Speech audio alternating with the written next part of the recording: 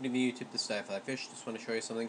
Here I have a copper magnesium cell that I just have two PTFE spacers and a little bit of water, and I threw some Galina between the copper and magnesium. Registering a voltage of 1.46 or 1.346 volts. I have an AM transmitter here, and just wanted to show what the influence of RF is. Now, if I have the transmitter off, which I do, and I place it against the positive electrode, it shows, very nominal differential in voltage. If I turn on the transmitter and I place it on the positive electrode, you'll see a marked change.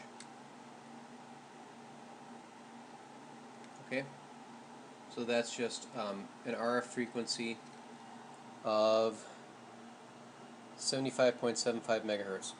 Okay, so it goes from 1.35 volts to 1.546 volts. Okay, now what I'm going to do is take this one off and use one of my test cells that I have the oxide layer on in the magnesium, and we'll see what that shows. Okay, so bear with me for a second,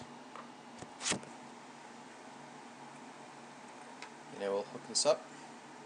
I shut off the transmitter, so we are now registering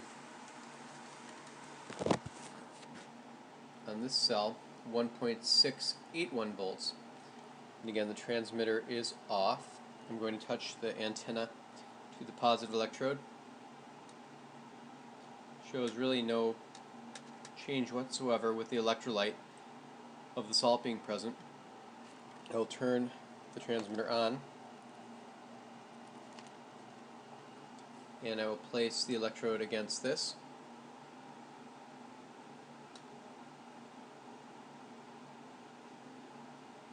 And you see a marked change in the voltage, seeing as high as 1.8 volts, depending upon where I put it. So, for what it's worth, there appears to be a definitive RF sensitivity to these cells, with Galina being present if nothing else.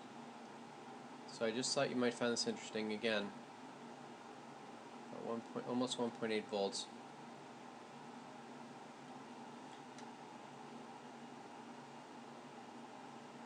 Yeah, a little bit above 1.8. With the transmitter on, shut the transmitter off, press it against this, nothing. So for what it's worth, these cells could be picking up RF frequency as part of the regenerative process of bouncing back. Have a great night.